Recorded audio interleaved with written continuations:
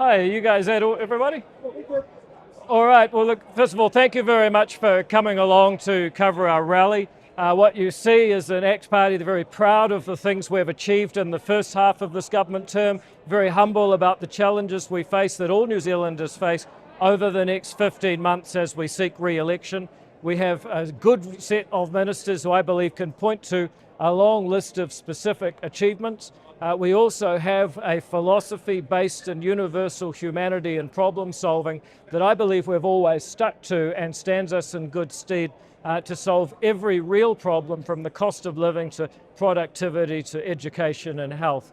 You'll notice we've had a few extra protesters outside. For me, this is kind of a badge of honour.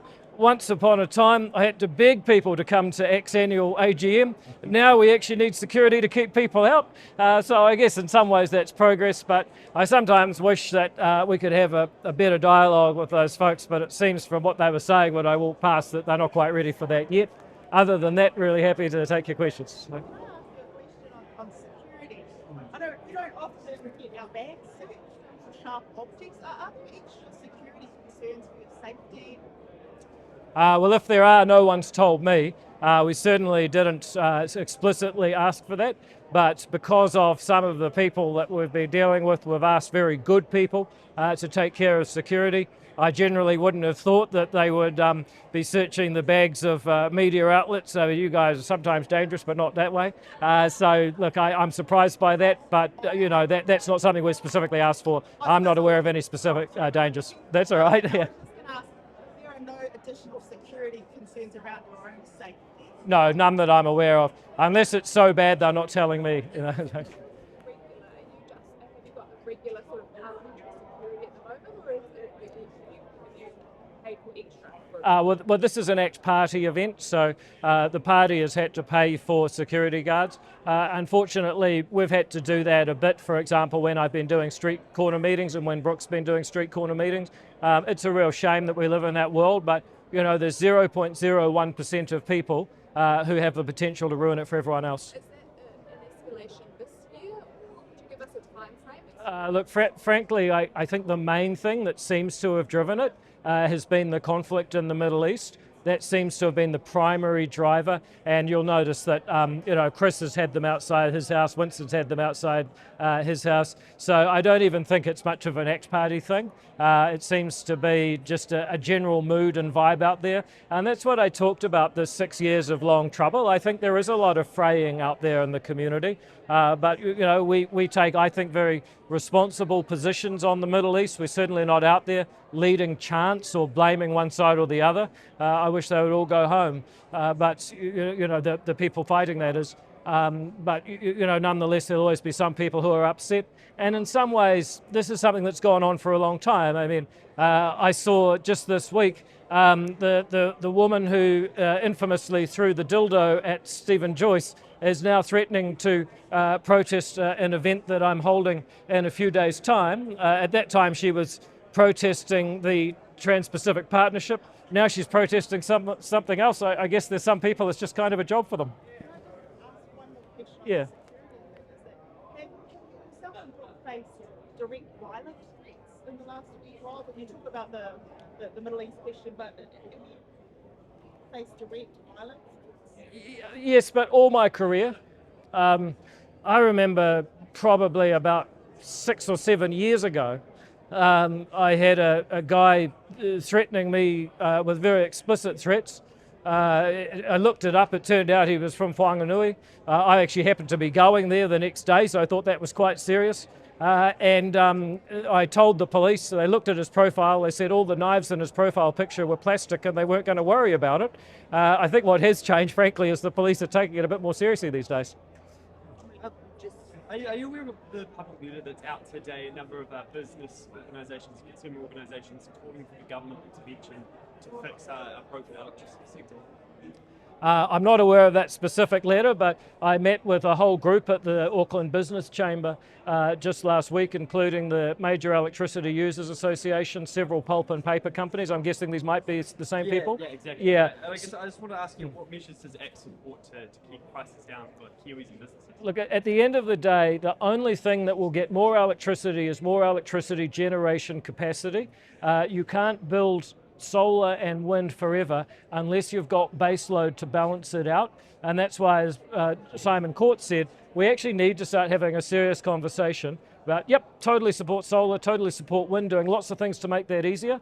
But then when the wind doesn't blow and the sun doesn't shine, what's your firming alternative? And that's a problem that we are quite open to having a conversation about. I think the new resource management laws will make it easier to get geothermal. That's a big asset that's underutilised. Easier to build more hydro. There's still places that could be expanded. Lake levels could be higher and so on. But also I think we should have a look at, well, you know, if you have coal or gas for part of the year and that allows you to build more solar and more wind, balancing it out, that might be a good thing. How much should baseload always a part of our whole sector, do you think? Well, I'm not going to start quoting percentages because that's a technical question and I'm not engaged. It's a long time since I was at electrical engineering school. However, what I do know is that you can't solve the problem exclusively with solar and wind. We support that, we encourage it, but you've got to have baseload to balance it out. Otherwise, people's power bills keep going up and you don't solve the problem. How would you describe the sector yourself as it stands at the moment? How would I describe the sector? Look, I think the sector has had huge uncertainty about the building and then not building of pumped hydro. I think the sector is facing a lot of uncertainty around the security of getting stuff built. I think there's a huge amount of work to be done around the way Transpower does connections. So the sector is uncertain and cautious, and we need it to be ambitious and building. On the electricity issue at banks, you said in your speech, and I won't be able to quote the full right. line, but you mentioned going after the banks and electrical companies. Is that a bit of a dig at your colleagues Nicola Willis and Seymour? No, I'm not talking about other politicians. I'm talking to New Zealand consumers about what ACT offers. And I just know, having watched policy in New Zealand for the last 10 years, whenever the government goes after someone, it feels good for a while, but it doesn't solve the problem. So would you say that their approach is probably not the best approach? No, I actually praise the approach Nicola Willis has taken with the request for information in terms of supermarkets. I think what Nicola Willis is doing, calling for an inquiry into capital ratios for banks, is tremendous. I've been saying that since Adrian Orr first came to Finance and Expenditure and announced the capital ratios in 2018. I think there's a lot of really positive stuff going on. And when Shane Jones gets out and says there needs to be more generation, I agree with him. So why point them out in particular, that going up to the banks? Because we have a serious problem with the cost of living in New Zealand, and there's a temptation to repeat the mistakes of the Labour Party. We actually need to realise that we are all together in this small country and start practically problem solving. You know, banks want to lower their costs and they want more competition. We want them to lower their costs and compete more so we pay less. Power companies want more generation so that they pay less for electricity. We want them to pay less so that we don't have to pay them as much to build it. So, you know, if we get their costs down, we get our costs down. You mentioned the scapegoating, this idea of kind of pointing to a group of people. It's not being very helpful. You've sort of named some groups that have been scapegoated over the past few years. Do you risk kind of, highlighting them and leaving other people out? Well, if there's anyone I've left out, let me know. In terms of voters that you're going for, I guess you mentioned landlords, farmers, Yep. employers. Look, I think the previous government, it was landlords, employers, farmers, it was licensed firearm owners. It was, as I mentioned, small business owners. It was basically people who were small in number, but often a critical link in the chain. They got whacked, and funnily enough, everyone else in the chain suffered too. That's the kind of thinking we're trying to get away from. Are they the groups that you're going for, though, in terms of getting their vote this next election? Look, I never talk about what sort of person I want to vote for ACT. I talk about what kind of attitude I want to vote for ACT. If you're a person who thinks, me or my ancestors, we came to this country to build our children a better tomorrow, then chances are you've got some ACT DNA in there somewhere. On the supermarket policy, you mentioned you appreciate the consensus approaches. spoken to her about this particular act? No, I don't.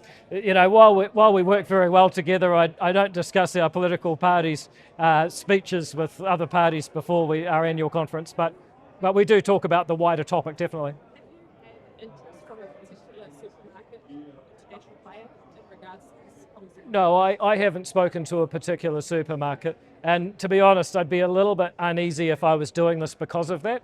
I believe we've got to set out the rules. So this is a country that is serious. I want people around the world saying, hey, have you heard what New Zealand's doing? These guys are really serious. We should take a second look. You used an interesting term that has been a long time since my political science days, but you said retail...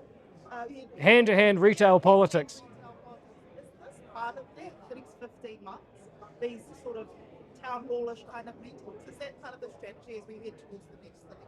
Oh, look, I'm a very tactile politician. I've still got scar tissue in my fingers from knocking on 15,000 doors in Epsom. I've shaken a lot of hands. You know, I almost feel like I'm going to need a skin transplant after the next election from shaking so many hands. You've got to get out and actually be face-to-face and hand-to-hand with people to understand what their true concerns are so you can offer real solutions. I suppose I'm asking, do you see these sorts of conferences, smaller in scale really, are you planning to run a lot of them over the next 15 months? Oh, look, absolutely. I mean, you know, I spoke in Dunedin on Wednesday. I was going to speak on I was going to speak in Kirikiri on Friday, and it was cancelled because of rain. And I'm speaking in Christchurch on Wednesday, which is when the dildo lady's apparently going to show up. So, you know, I'm going to get everywhere. How do you balance that with being the Deputy Prime Minister and acting Prime Minister, you know, while the Prime Minister was overseas? How do you balance those? Well, last week was a parliamentary recess. This week I'll be down to Christchurch on Wednesday night, and then I'll be back on Thursday for question time on Thursday when the Deputy Prime Minister usually answers questions. So how will I balance it? There's a few people giving me advice in my life, just work harder. In terms of the line about keeping the government, making it better, can you just tell us, is that about keeping this current government and its current three-way coalition form? Is that what you want? That's right. We need to keep these parties in power and keep the other parties out of power. But we also need to make it better because the people in this room, and 250,000 people up and down this country who voted ACT, and another 250,000 who might vote ACT, they're all sitting there saying, is this it? And I think we can make it better as well as keep it there. So this is not about getting rid of New Zealand First. You want to stay in a three-party coalition. The only people that can get rid of any party are the voters. I'm not here to get rid of anyone. I'm here to have a relationship with the people who want to support ACT and show how we can make a better New Zealand. Are you concerned at all that you've got someone from the UN voicing concerns about the regulatory standards bill? No. And I guess, do you think it's appropriate, the exchange you guys shared, I guess, with a diplomat like that in the UN and the Deputy Prime Minister? I think what you've got to appreciate is the letter that he wrote to me said, if you don't respond and if I don't like your response, I'm going to release this letter within 60 days. Well, you want to play that game with me, guess what? I can release letters too. How's it feel now? Can I just ask you a question pertaining to that security issue? Yeah. Yourself? What have David said about having to have security at like corner street events? What's the difference? Have you faced increased threats? Yeah, look, there has been an increase to my security over the last few years. We have had disrupted meetings. A clear example of that would be a woman who came in and splashed red paint over herself and other people who had turned up to my meeting to talk to the local police.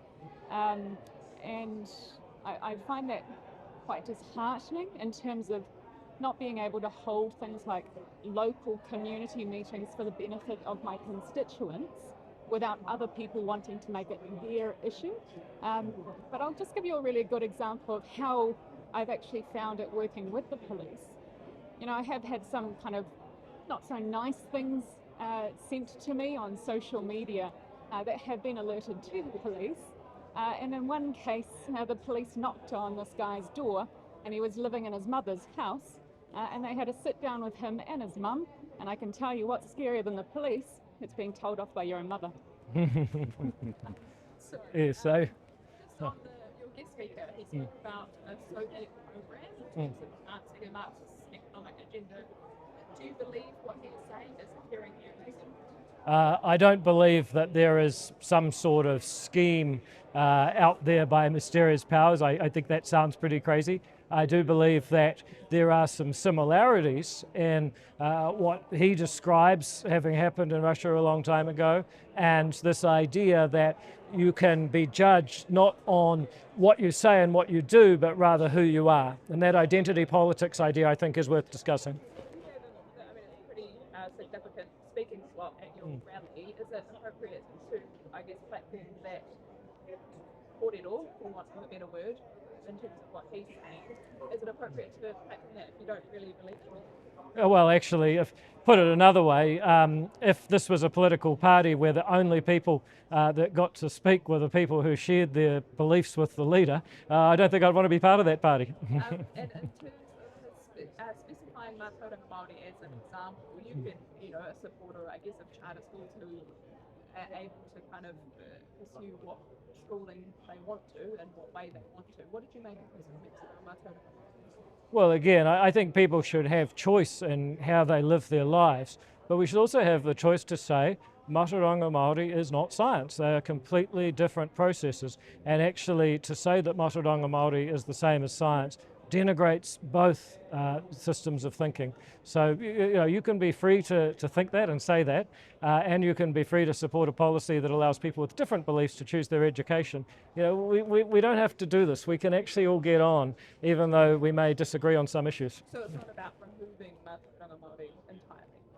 Well, I don't think that you should be forced to equivocate it with science. I don't think you should be forced to learn something that you have no interest in learning.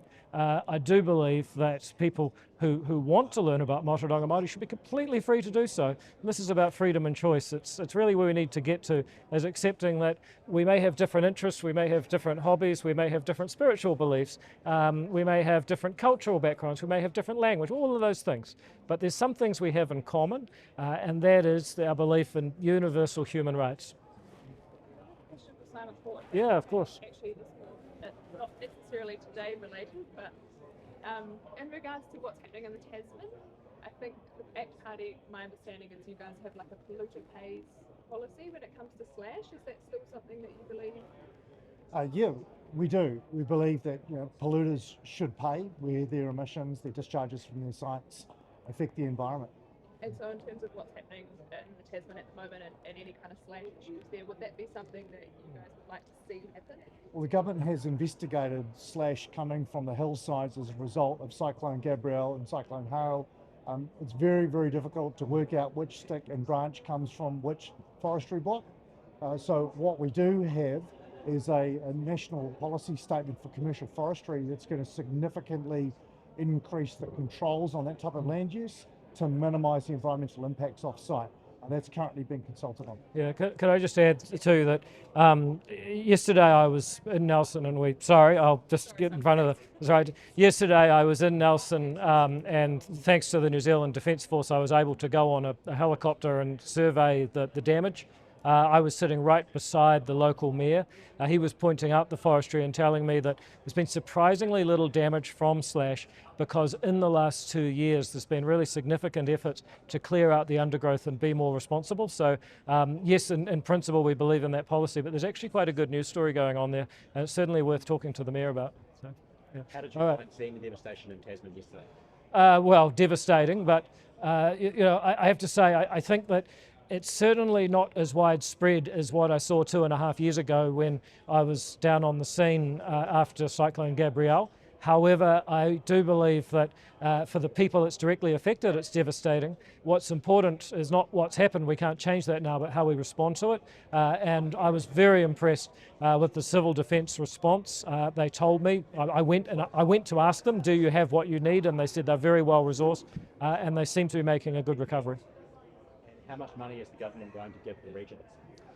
Look, that is happening in real time. The people are putting in requests, we're assessing them, so any number I give you now wouldn't really be meaningful. But I'm sure that in the days, probably weeks to come, something like that will become clearer. I know the Cabinet's meeting tomorrow. It's possible that Mark Mitchell will bring something to Cabinet, but I had to get home from this and find out what's happening at Cabinet tomorrow. No.